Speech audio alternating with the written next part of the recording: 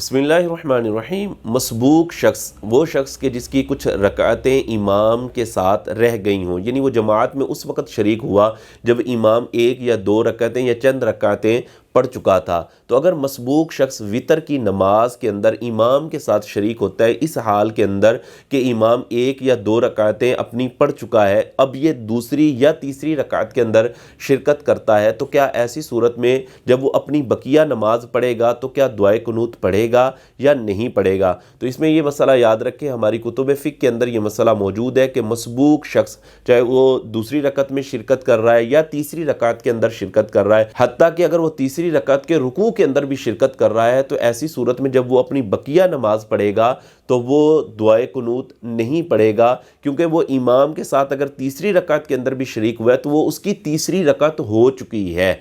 अब वो जो दो रकातें बाद में पढ़ रहा है तो वो पहली और दूसरी रकात को पढ़ रहा है, तीसरी रकात तो उसने इमाम के साथ पढ़ ली है। तो जब तीसरी रकात इमाम के साथ पढ़ चुका है और तीसरी रकात के आखिर में ही दुआए कुनूत को पढ़ा जाता है, तो इमाम साहब ने जब दुआए कुनूत पढ़ी है, अगर तो वो दुआए कुनूत के वक़्त शरीक था तो ये भी दुआए कुनूत पढ़ लेगा, और अगर शरीक नहीं था, जैसे इमाम रुकू में चला गया है, तो इसकी भी तीसरी रकात हो चुकी है, तो अब ये दुआए कुनूत नहीं पढ़ेगा। जैसा कि बहार शरीयत में फतावा आलमगीरी के हवाले से ये मसला मौजूद है। फरमाया मसबूक इमाम के साथ कुनूत पढ़े। मसबूक उस शख्स को कहते हैं कि जिसकी कुछ रकातें रह गई हों। तो फरमाते हैं मसबूक इमाम के साथ कुनूत पढ़े, बाद को ना पढ़े, यानी बाद में जो अपनी रकातें पढ़ेगा उनमें वो दुआए कुनूत ना पढ़े। और अगर इमाम के साथ तीसरी रकात के रुकू में मिला है तो बाद को जो पढ़ेगा उसमें वो कुनूत ना पढ़े।